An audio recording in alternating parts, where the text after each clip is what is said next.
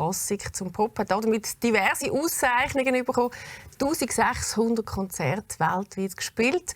Und jetzt, heute bei uns, sein neuestes Baby mit dabei. Ich begrüße ganz herzlich David Garrett. Und dabei hat er sein neuestes Buch, «Wenn ihr wüsstet», eine Autobiografie hast du mitgebracht. Ja, und bist massiv wieder auf Promotour. Endlich nach einer ruhigeren Phase, habe ich auch gelesen im Buch. Es war auch bei dir mal ein bisschen ruhiger. Ist ja schön. Also ich meine, jetzt kann es wieder losgehen und ich bin voller Energie und Tatendrang und freue mich natürlich auch, die Zeit produktiv genutzt zu haben. Wir haben ein paar Projekte in den letzten 2,5 Jahren sind wir angegangen, die spannend waren, die ich auch seit vielen Jahren so ein bisschen auf die lange Bank gedrückt habe. Darunter natürlich eine Autobiografie. Ich glaube, mit 41 Jahren hat man schon mal ein bisschen Zeit zu reflektieren, was da alles passiert ist. Wenn man auf dein Leben blickt. Bei mir ging es ja relativ früh los. Ja, ja. Und ich fand das wirklich ein spannendes Projekt. Und jetzt hatte ich auch die richtige Einstellung und auch Leichtigkeit, da mal mir die Zeit zu nehmen und ja, viel zu reflektieren und nachzudenken und das halt ein bisschen aufzuschreiben. Du hast es gerade angesprochen, Leichtigkeit. Braucht man das auch, wenn man so in seine seinen 41 Lebensjahre eintaucht, in der Intensität, wie du eben auch gelebt hast? Ich glaube, Leichtigkeit ist grundsätzlich eine gute Sache, die man haben sollte.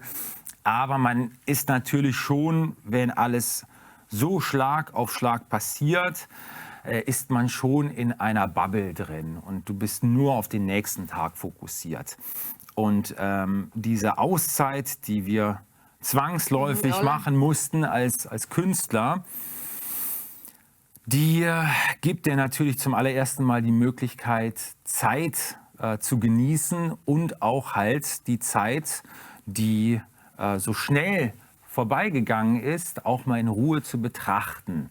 Und das war natürlich für mich auch sehr interessant, mein Leben mal zu betrachten. Hey, was hat das mit dir gemacht, auf deine 41 Jahre zu blicken?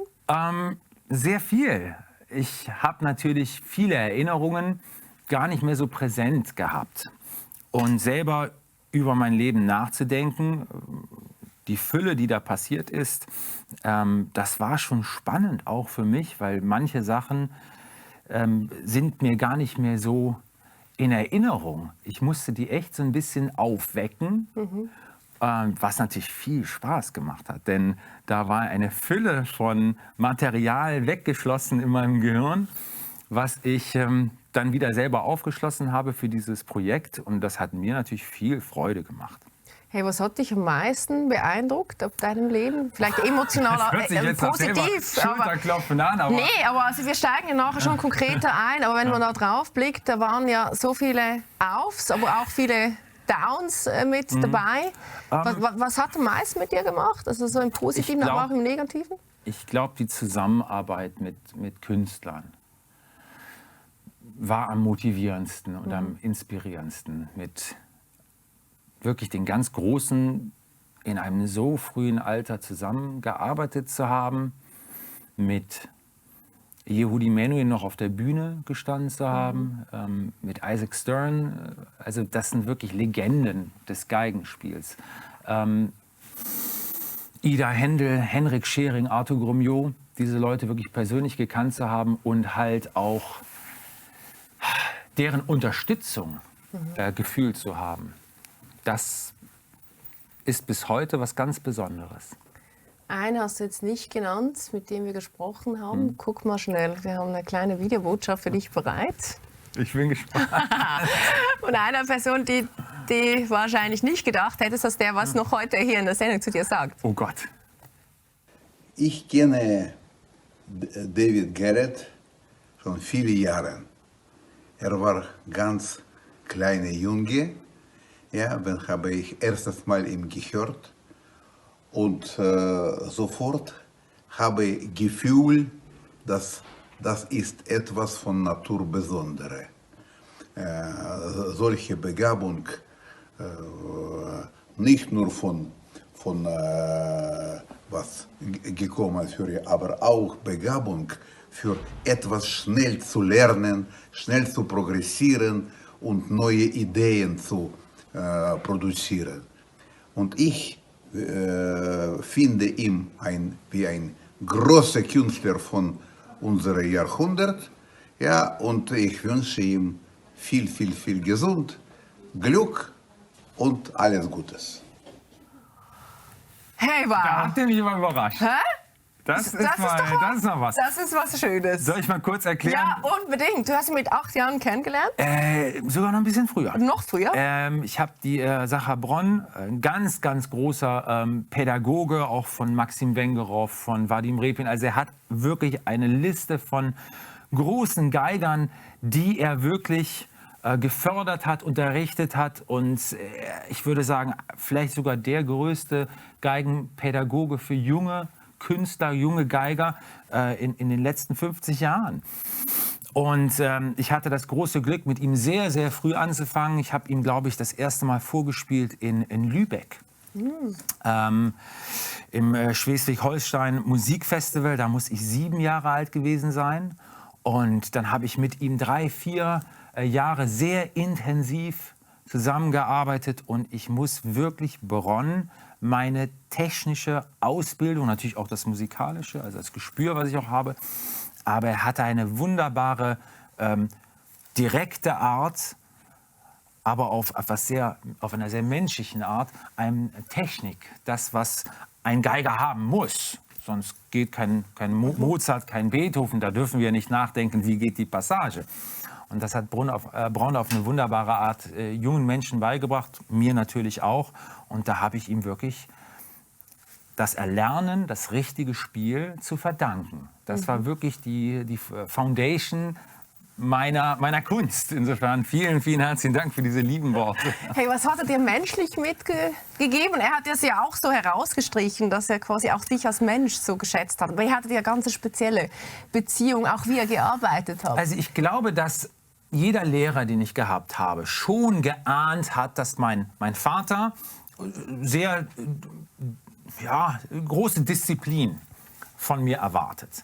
Insofern haben meine Lehrer, auch Bronn, nie sehr viel Druck auf mich ausgeübt. Das war vielleicht auf der einen Seite was sehr Positives für mich. Ich hatte natürlich viel Disziplin zu Hause, aber wenn ich dann in die Unterrichtsstunden kam, war es für mich fast etwas Leichtes. Hatte auch diese Leichtigkeit. Ich habe mich immer auf Unterrichtsstunden mit meinen Lehrern gefreut. Vielleicht auch, weil ich die harte Schule zu Hause gehabt habe. Und dementsprechend, und dementsprechend Bronn war auch jemand, der wirklich da viel Wert drauf gelegt hat. Vielleicht besonders bei mir nicht zu übertreiben, was Kritik angeht. Er hat sicherlich die Sachen angesprochen, aber er wusste auch mit Sicherheit instinktiv, dass zu Hause ein Wort ausreicht, das daran gearbeitet wird. So möchte ich es mal formulieren. All das, was du jetzt gerade schon besprochen hast, ist ja alles hier drin, wenn ihr wüsstet. Und der Titel verrät ja auch schon sehr viel. Du hast jetzt auch ein paar Dinge schon mal so ein bisschen gekratzt oder leicht angesprochen. Man sieht dich ja immer als Wunderkind, das ist was du gar nicht gerne hast, wenn man dir Wunderkind sagt, weil wenn man das Buch liest, versteht man das auch, finde ich, wieso du das nicht magst. Aber wenn man auf deine Kindheit guckt, du hast mit 4 angefangen Geige zu spielen, du musstest nicht, du durftest, Alexander musste.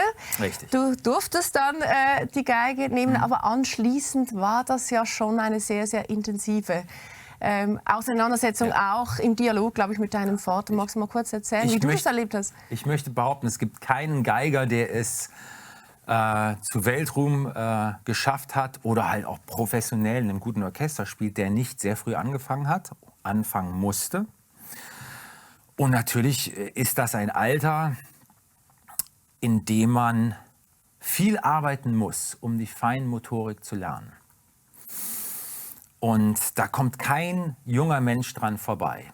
Die Basis, Geige spielen zu können, die technische Fähigkeit, sauber zu spielen, die Bewegungsabläufe flüssig zu machen, eine Natürlichkeit in der Bewegung zu haben, die erlernt man halt zwischen 4 und 11.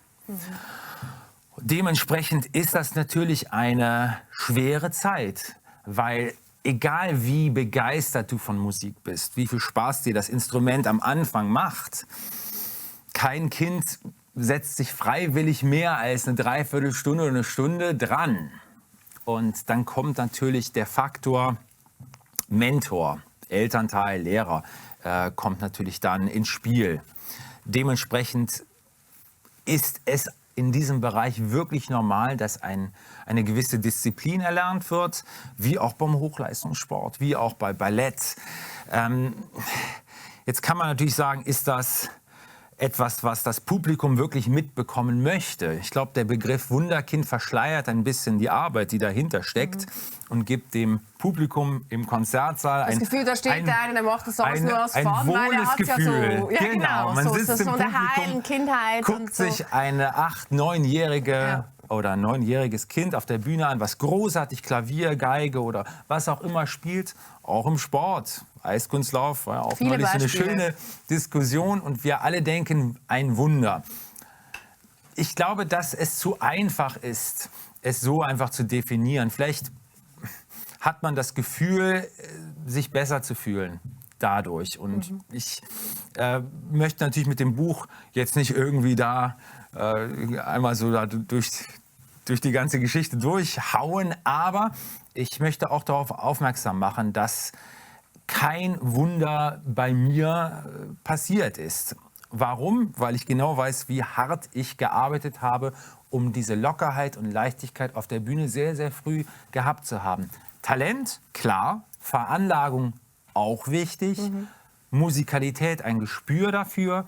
Wie man phrasiert, auch wichtig. Instinkt, großartig und auch wichtig. Aber Arbeit ist in diesen Jahren wirklich, wirklich das Allerwichtigste. Und deine Kindheit ist geprägt davon. Also wenn man hier mal sich auch drauf einlässt. Leben, ne? Absolut. Ist ja nicht so, dass man, wenn Ich glaub, man Geige spielen kann, dass das aber plötzlich nur ein noch funktioniert. Sechsjähriger möchte dann doch zwischendurch lieber mal Fußball spielen. Da gab es ja irgendwo gar keine Grenzen mehr. Also wenn man eintaucht, ich habe ein bisschen mitgelitten mit dir, weil ich genau weiß, was man als Kind ja irgendwie auch für Bedürfnisse hast. Du hast eigentlich all deine Bedürfnisse weggepackt. Hast einen Vater. Ich kannte meine Bedürfnisse nicht. Das war das wirklich Positive. Denn, sorry, dass ich dich unterbreche, aber manchmal kommen so Gedanken, die muss ich dann aussetzen. Weil es ist doch so eine unterschiedliche Kindheit zu das, was du vielleicht kennst. Man denkt, mit 6, 7 Jahren schaut man aus dem Fenster und sieht die anderen Schulkameraden spielen. Aber die hast du ja auch gesehen. Nein, nicht zwingend. Ich bin schon mit 8 Jahren so ein bisschen aus der Schule rausgenommen worden. Du hattest immer so Sonderbewilligungen. Man hat dich dann immer wirklich sehr bewusst auch von Dingen quasi... Ich glaube, dass Normalität gefühlt das ist, was man um sich herum erlebt. Und wenn man nur Geige spielen und zu Lehrern reisen und andere Kinder auch üben sieht, dann empfindet man nicht irgendetwas, was man nicht mitbekommt, sondern das, was du siehst, ist das, was wichtig ist und was jeder macht. Ich habe wirklich geglaubt, bis zu meinem 10., 11. Lebensjahr, das ist komplett normal. Jeder übt jeden Tag ein Instrument. Jetzt nicht zwingend Geige, aber Klavier oder Gitarre oder singt oder macht irgendetwas in diesem Sinne. Das hat viele Jahre gedauert, bis mir erst bewusst geworden ist, dass das gar nicht mal so der Fall ist. Aber der Leidensdruck war ja schon auch da, oder? Als der Vater, der dich da sehr gepusht hat, auf diese Perfektion, sehr viel Druck, hat sich dann hat sich quasi oft auch also praktisch immer begleitet, das alles aufgezeichnet, das nochmals angeguckt, im Nachgang und dann mit dem David dann nochmals geschaut, was jetzt geübt werden muss. Richtig. Ich muss ihm auf der einen Seite muss ich mich wirklich bedanken, weil ohne das geht's auch irgendwie nicht. Diese Selbstständigkeit hast du in dem Alter noch gar nicht. Und er hat das ja nicht nur im negativen Sinne gemacht, sondern er hat ja auch motiviert, wenn ich irgendwie mal einen Down hatte und hat dann auch gesagt, komm, das schaffst du und so weiter. Natürlich auch mal streng, aber nicht nur. Und jetzt muss man sagen, ich bin auch ein kleiner Perfektionist. Das ist mir natürlich ein Stück weit anerzogen worden, aber ich habe natürlich auch das Gefühl oder ich habe das Bedürfnis, wenn ich auf die Bühne gehe, eine tolle Leistung abzurufen. Und das hatte ich schon als sehr, sehr junges Kind und habe dementsprechend natürlich mich darauf vorbereitet. Und mein Papa hat mich da sehr unterstützt. Ja. Und trotzdem, ich versuche noch ein bisschen herauszufinden, weil vieles liegt ja auch in dieser Kindheit drin, was dich heute ausmacht, was diese Beziehung zu deinem Vater... Die ist übrigens sehr gut. Ja, mittlerweile. Ich hatte da mal so ein paar Jahre, wo ich mal drüber nachgedacht habe. Was ist da passiert, dass du drüber nachgedacht hast? Nach New York gegangen. Ja, aber was ist da mit dir und deinem Vater passiert? Naja, es ist halt so, dass ich nicht den Kontakt gesucht habe. Ich musste halt auch ein Stück weit alles in Relation auch lernen zu sehen. Wenn man nicht weiß, ob man das, wofür man wirklich jahrelang geackert hat als Kind und dann weiß, dass man auch verzichtet hat, auch wenn man es nicht so empfunden hat, aber rückblickend weiß man natürlich, wie viel Zeit man geopfert hat und auch Tränen geflossen sind. Und wenn man dann 18, 19, 20 Jahre alt wird, das Rückblicken sieht, das mit anderen vergleicht, die man dann auch auf dem College trifft, die es anders erlebt haben. Natürlich hast du dann in dem Moment das Gefühl, Scheiße, war bei mir nicht optimal. Natürlich kommen dann Gefühle von, hätte mein Vater doch ein bisschen entspannter mit mir umgehen können. Und dann entsteht eine gewisse Distanz, weil man nicht zufrieden ist, 100%, wie alles abgelaufen ist. Hätte ich diesen Beruf nicht professionell nach meinem College ausgeübt, glaube ich auch, dass es mir schwerer gefallen wäre, wieder den Bezug zu meinem Papa auch zu finden. Dadurch, dass ich das Glück gehabt habe, mich dann wirklich dafür zu entscheiden, weil das tust du nicht als Kind. Kein Kind sagt, ich bin 10 Jahre alt, ich werde Profimusiker. Und wenn das ein Kind behauptet, sagt das Kind das, weil die Eltern das erwarten, es in einem Interview zu sagen. Die Entscheidung, Musiker zu werden, das triffst du mit 18, 19, 20 Jahren. Ja, und ich wusste das in dem Alter noch nicht. Und dass das wirklich bei mir geklappt hat, nach dem College wirklich Fuß zu fassen in dem Business, das hat natürlich auch alles relativiert. Denn was bringt es einen, wenn man auf Sachen rumreitet, die schlecht oder nicht so gut optimal gelaufen sind in der Vergangenheit? Die haben mich genauso geprägt wie die schönen Erlebnisse. Und ich würde sagen, er hat sicherlich selber auch den Traum gehabt, Musiker zu werden. Hat es aus welchen Gründen auch immer Talent, hat nicht das Gedächtnis gehabt zu spielen, hat auch nicht die Physis dafür gehabt.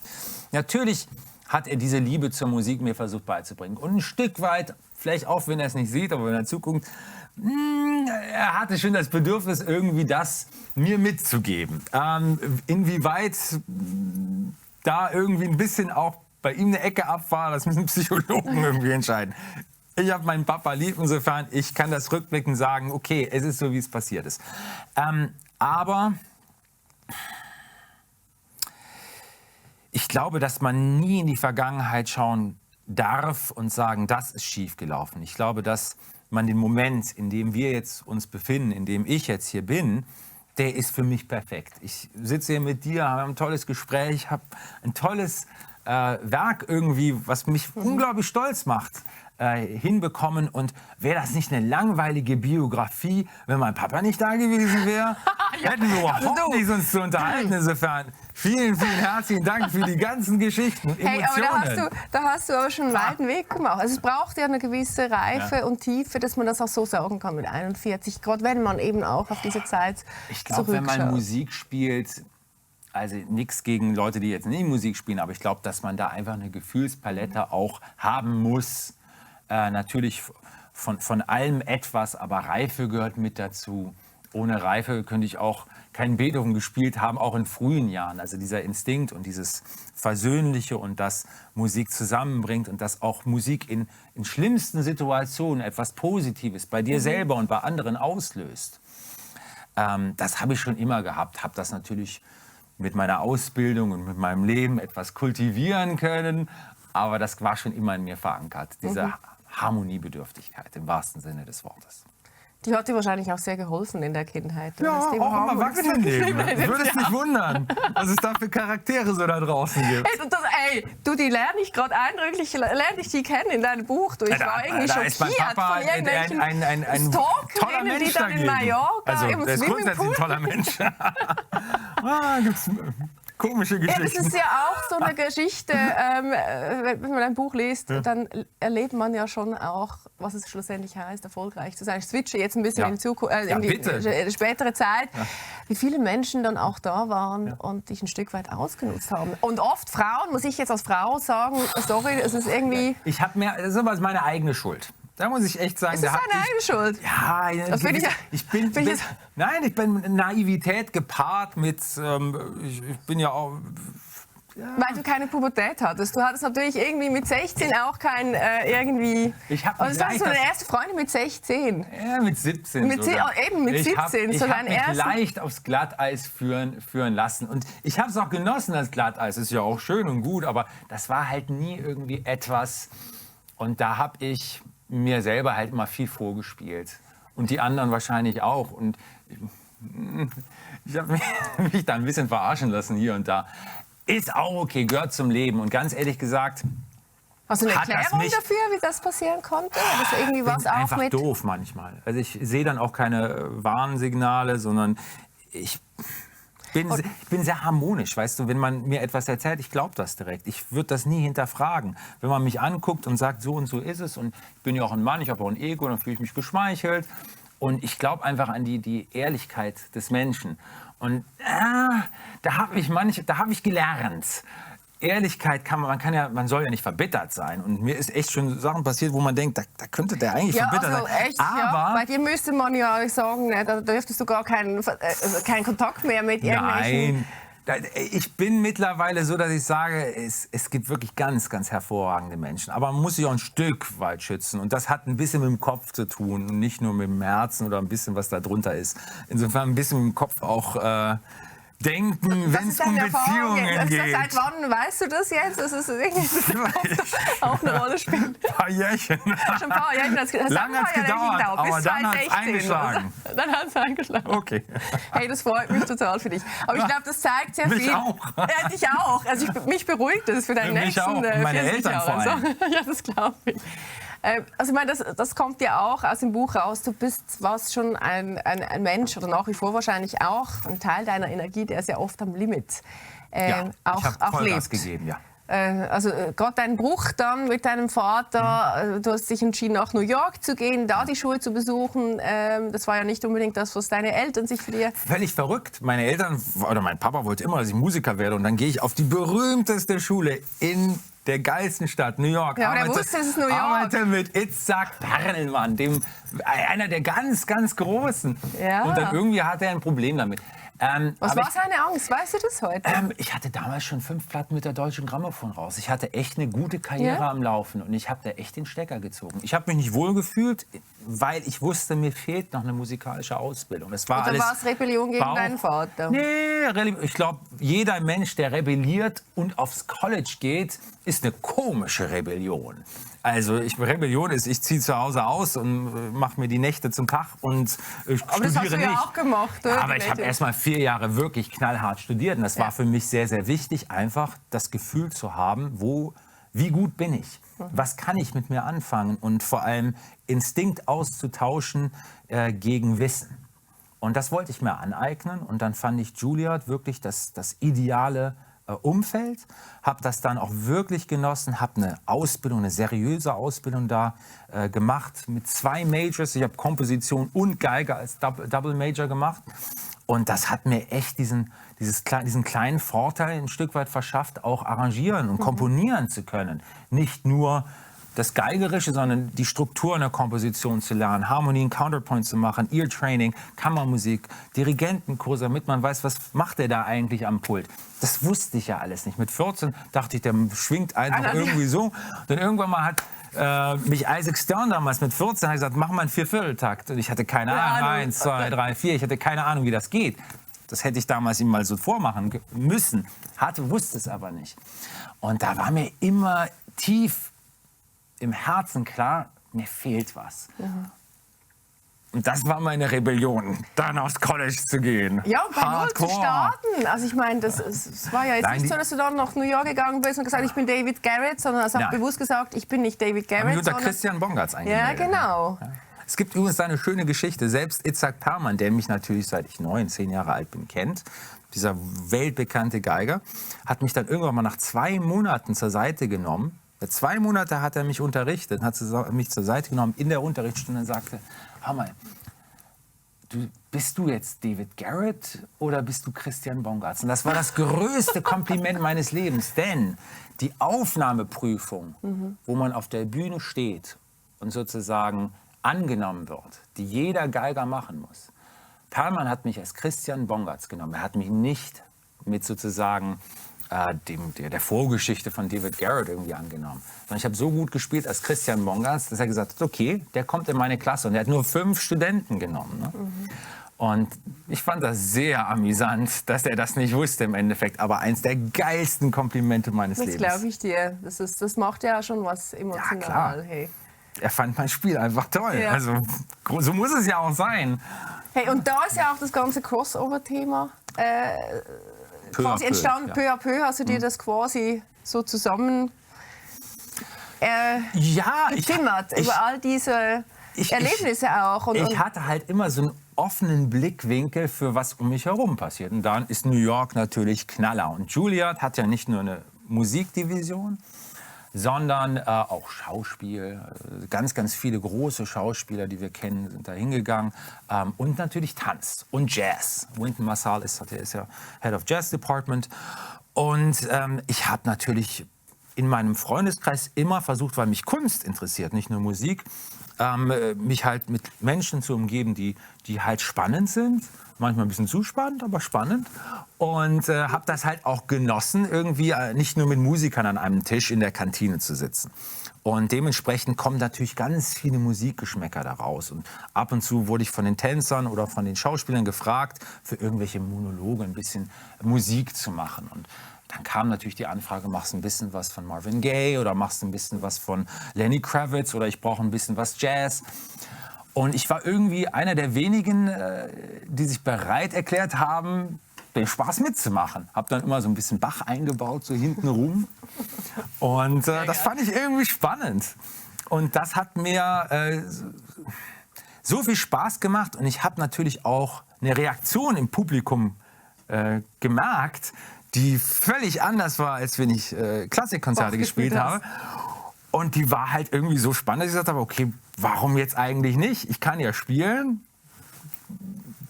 Und wenn man spielen kann, kriegt man doch andere Sachen auch ganz gut hin. Ich sage immer, ich höre mir lieber von Pavarotti Guten Abend, Gute Nacht gesungen an, als von einem mittelklassigen Tenor O Sole Mio. Das heißt, entweder funktioniert das hier oder es funktioniert nicht. Und dann ist Guten Abend, Gute Nacht besser. Hey, und da hören wir doch mal schnell rein. Also, Ach so, ja. so einen coolen Zusammenschnitt, der mir das Gefühl gibt, was eigentlich David Garrett ausmacht.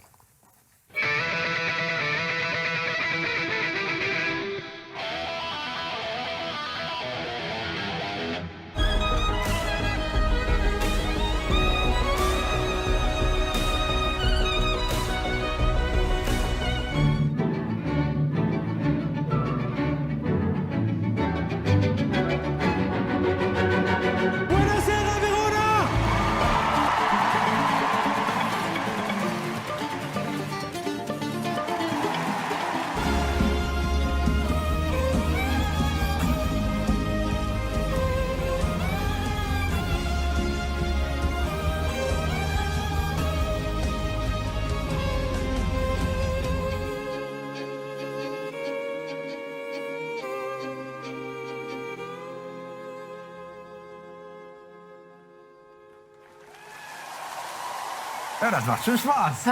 Das macht richtig Spaß. Das macht Hey, also ich meine, das richtig ist Spaß. sowas von groß, wenn man das auch. Ist auch verrückt, dass das mit so einem kleinen Das ist so ein Ding da. das hätte ich nie in meinem Leben gedacht. Ich habe ja schon bei den ersten Touren irgendwie echt so gedacht, boah,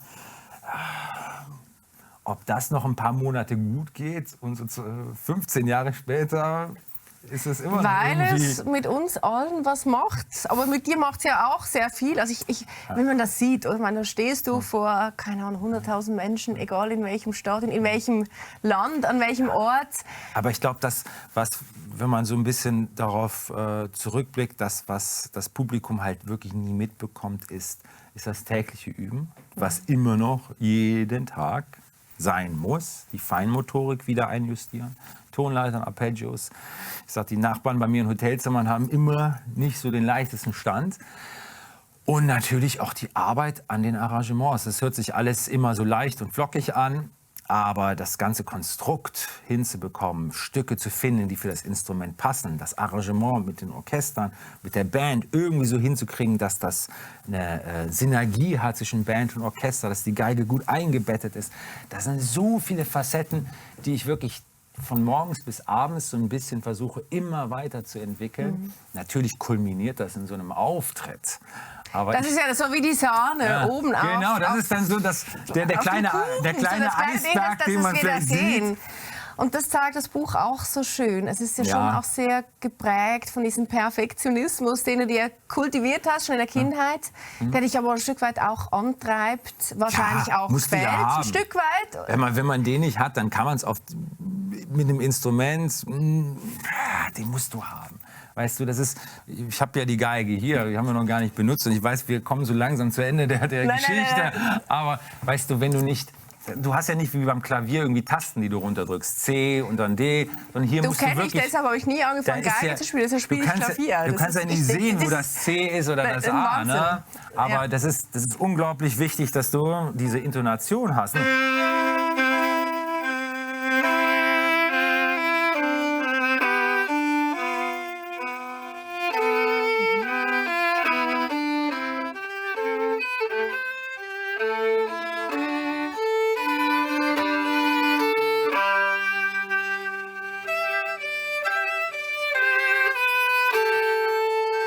Dann musst du natürlich Musik damit machen. Du musst eine Geschichte erzählen. Ja, eben. Und wie stark hängt das jetzt von deinen Emotionen ab?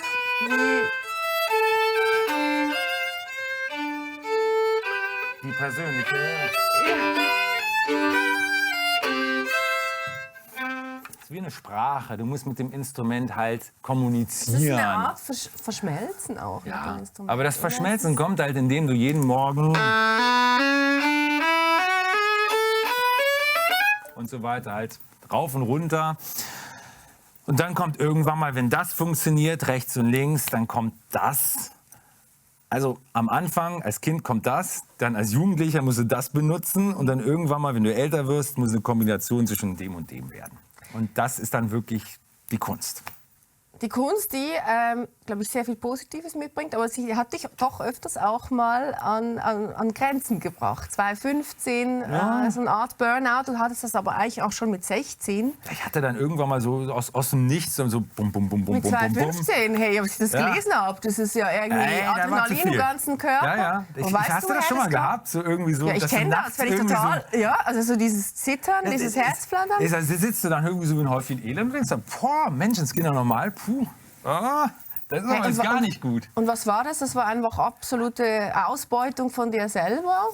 Ja, ich glaube, dass ich meine körperlichen Grenzen da auch gefunden habe. Also ich glaube, ich habe ein Kapitel, wo ich nur Städte aufliste, die so in 3-4 Jahren passiert sind. Also kurz bevor ich dann gemerkt habe, müssen wir ein bisschen langsamer machen. Und es ist unglaublich. Jetlag natürlich über die Kontinente. Ich habe ja nicht nur in Deutschland, Österreich, Schweiz gespielt. Wir haben in Asien getourt, wir haben in Osteuropa getourt, wir haben Südamerika, wir haben Amerika 6-mal getourt. Also wir sind praktisch nonstop und dann die Promotermine, CDs aufnehmen, Corporates spielen, dann die unterschiedlichen Programme. Da habe ich 2 Wochen vorher Klassik gespielt, Rezital, dann war Kammermusik und dann Corporate dazwischen. Corporate, das waren immer andere Programme und die mussten ja dann irgendwie üben. Ist ja nicht so, als wenn du dann auf die Bühne, ich will das ja geübt haben. Ja klar, bei deinem Perfektionismus übst du das ja dann auch nicht so wie andere, sondern du gehst ja da tiefer. Hast du dich dann nicht komplett verloren als Mensch, als David? Also wo warst du denn da als Mensch? Bist du da nicht komplett neben dir gestanden in dieser Zeit? Neben mir nicht, weil ich natürlich den Fokus auf die Arbeit gelegt habe. Aber war das jetzt eine Zeit, wo ich viel zwischenmenschlichen Kontakt außerhalb des Business gepflegt habe? Nein, das habe ich nicht. Und dementsprechend kam da vielleicht auch so eine Lehre? Habe ich mein Instinkt zu guten Menschen irgendwann verloren. Das war ja auch so diese entscheidende, ich möchte jetzt nicht auf diese Geschichte eingehen, aber das war ja schon auch eine Zeit, da hast du wahrscheinlich dann eben, irgendwann spürt man sich ja auch nicht mehr. Auch. Und ich glaube, wenn man einfach so viel arbeitet und man hat dann wirklich nur so winzige Zeitfenster, auch mal für sich privat, da machst du nur Scheiße. Das ist nicht gut. Das ist deswegen ist das Balance. Noch Leben? War das noch Leben für dich dann? Es war. Aber die Frage ist ja, was macht das Leben lebenswert? Ja, ganz ehrlich gesagt, ich möchte die Zeit nicht vermissen, weil die hat ja auch meine Karriere so angestoßen. Und das hat ja wirklich weltweit funktioniert und tut es ja immer Du noch. bist total versöhnt mit all deinen Abgründen. Ja, aber die sind doch da, um sich damit zu versuchen. Wenn ich da jetzt irgendwie sage, um Gottes Willen, ich will mich daran nicht erinnern, dann prägen sie dich nicht. Die Erinnerung gerade an Scheiße ist doch etwas, was dich immer wieder jetzt erdet und vor allem nicht wieder denselben Fehler machen lässt. Also alles gut. Man muss das umarmen. Finde ich total ein schönes Bild. Da muss man wirklich umarmen. Am Anfang machst du es nicht. Das ist, um Gottes, geh mir weg damit. Ich will nicht darüber. Um Gottes Willen. Da habe ich da. Und dann irgendwann mal sagst du, komm her. Zack, lass dich drücken. Das ist wie bei Eltern, die einen irgendwie nie sagen, ich hab dich lieb. Die musst du einfach greifen und sagen. Das hast du gemacht mit deinen Eltern? Das habe ich nicht nur mit meinen Eltern gemacht, das habe ich mit allen Lebenssituationen gemacht. Machst du das? Ja. Großartig. Warst du mal in Therapie? War ich in Therapie? Ich habe sehr gute Freunde. Ich glaube, die haben einen großen Anteil daran. Mittlerweile, die haben mich so ein bisschen therapiert. Ich glaube, Therapie ist ja, sich auszusprechen. Einen sicheren Raum zu haben. Das hast du ja oft nie. Das hast du ja als Kind um nie. alles loszulassen. Ja. Und das stimmt, als Kind war das sicherlich schwierig, weil ich halt nicht so Freunde gehabt habe. Wer weiß, ob die auch mir zugehört hätten. Aber darum geht es nicht bei Therapie, wenn du das Thema ansprichst. Ich habe sicherlich hier und da auch in der Juilliard School mal den Kontakt gesucht. Ist auch wichtig. War auch für mich eine wichtige Aufgabe, einfach mal in einem vertrauten Kreis mal alles zu sagen, was mir im Kopf rumschwirrt, was ich wahrscheinlich in so einem Interview gar nicht raushauen würde. Das gehört auch gar nicht hierhin. Aber einfach mal wirklich sich auch mal, was tue ich sehr selten, sich auch mal zu lamentieren. Und lamentieren zu dürfen, ohne dann irgendwie das Gegenüber sich anzugucken und denkst, oh Gott, jetzt wann hört er auf zu reden. Also das ist schon sehr angenehm. Therapie ist immer Selbsttherapie in dem Sinne, dass du dich mal wirklich alles vom Herzen runter quatscht. Insofern, klar, ab und zu mal gehe ich immer noch hin. Ist ja eine schöne Sache. Finde ich auch. Ich bin total Fan davon. Also. Jetzt bist du ja auch gut therapiert privat. Du bist in einer glücklichen Beziehung, wo du das erste Mal Zeit hast. Du lässt dich das erste Mal auf einen Menschen ein. So Lebenserfahrung und Zeit ergibt gute Beziehung. Deshalb funktioniert das jetzt so gut. Naja, also ich habe ja ein gutes Herz und ich bin ja auch jemand, der gerne mit Zusammengehörigkeit liebt und pflegt und habe das Glück gehabt, jemanden gefunden zu haben durch Zufall und dann irgendwie auch nicht diesen Zeitdruck gehabt zu haben, jemanden schnell kennenzulernen, weil man dann halt auch wieder 3-4 Wochen weg ist. Das hat sich sehr positiv entwickelt, mittlerweile fast 3 Jahre. Ne? Hey, ist das deine längste Beziehung? Nee, meine längste Beziehung ist mit meinem Manager. Ja gut, der Jörg. Da wird auch nie jemand hinkommen. Genau, die Beziehung, die ist, glaube ich, safe. Die dauert, solange du spielst, wird der Jörg an deiner Seite sein. Ja, und wahrscheinlich umgekehrt auch so. Ne? Aber, glaube ich, auch ein wichtiger Prozess. Dass es auch mal sein darf. Neben der Liebe, der ersten Liebe. Das ist ja die erste Liebe hier, oder? Es ist die erste Leidenschaft. Ja. Also. Ja, aber irgendwann mal kommst du auch in diesen Moment, wo du auch abwägen kannst. Bringt es jetzt dir wirklich, nachdem du irgendwie 7-8 Stunden Promo gemacht hast, bringt es dir wirklich 3-4 Stunden dann nachher noch an der Klämpfe da rumzuarbeiten? Das ist völlig sinnbefreit, denn sehr schöner Satz von Itzhak Perlman, es gibt nichts Schlimmeres, nur eine Sache ist schlimmer als nicht üben, das ist falsch üben. Und das musste ich auch lernen.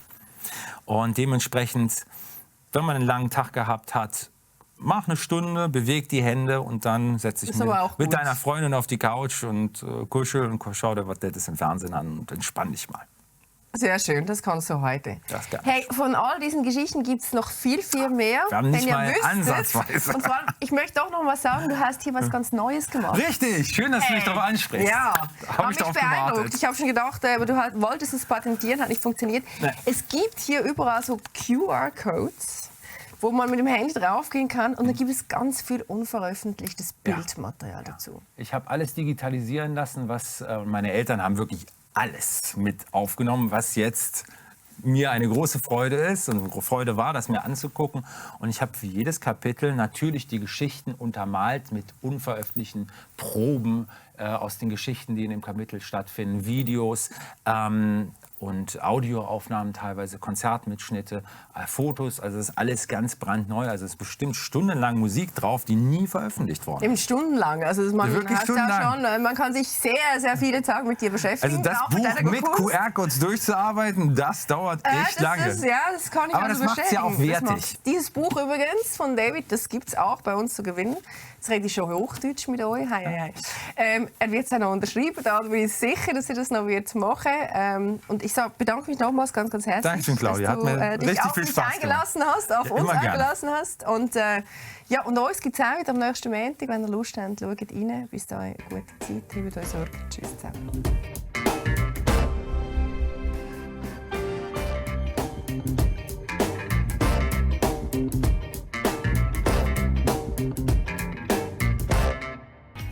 Lesser, die Talkshow.